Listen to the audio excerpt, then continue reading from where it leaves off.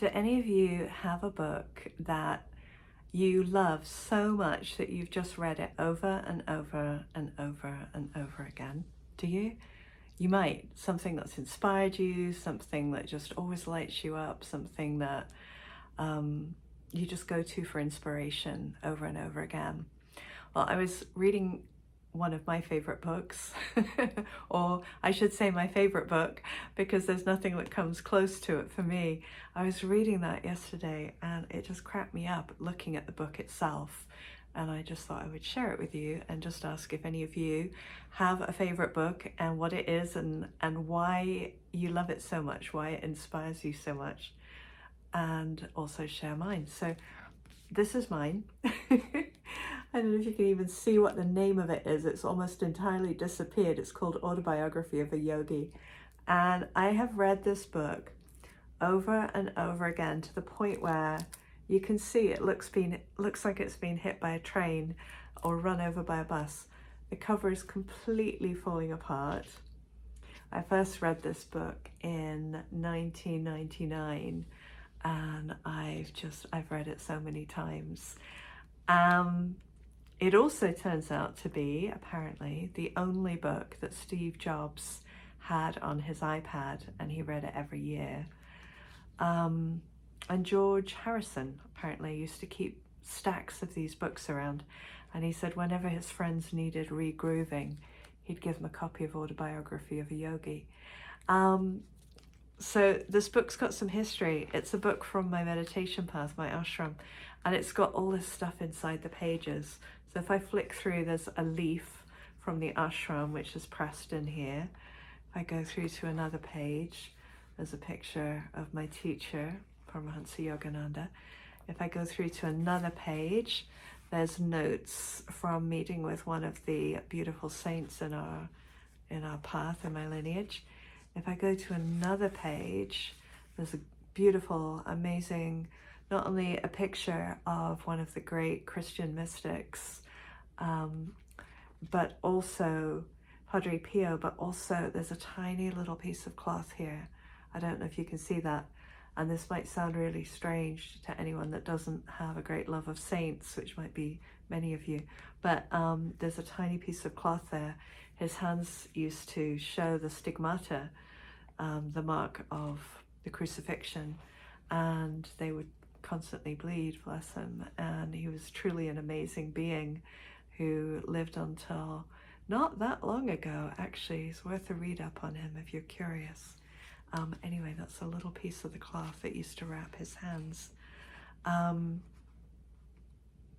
might sound really strange, but honestly, when a friend sent me this, I'll speak about that for a moment. When a friend sent me this picture of Padre Pio, I had gone to the post office and I was just going in to pick up, whatever mail it is. And, like most of us, we're not writing that many letters now that we have social media and we can text people or WhatsApp your friends. So we're not writing that much.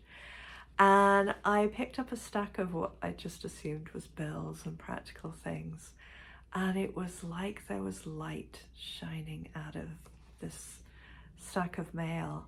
And I was just blown away. I was holding it. I didn't know what was in there. And I sat in my car and I started leafing through the mail, and it was mostly bills. And I thought, well, there's nothing special in here. Why does it feel amazing?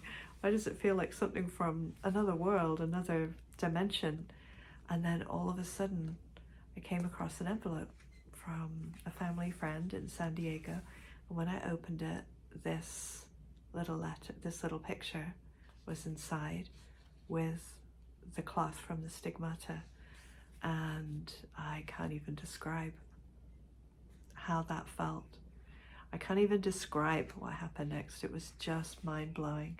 And so everything in this book kind of has that same frequency. It is a book full of miracles. There's a picture of the gurus of my lineage.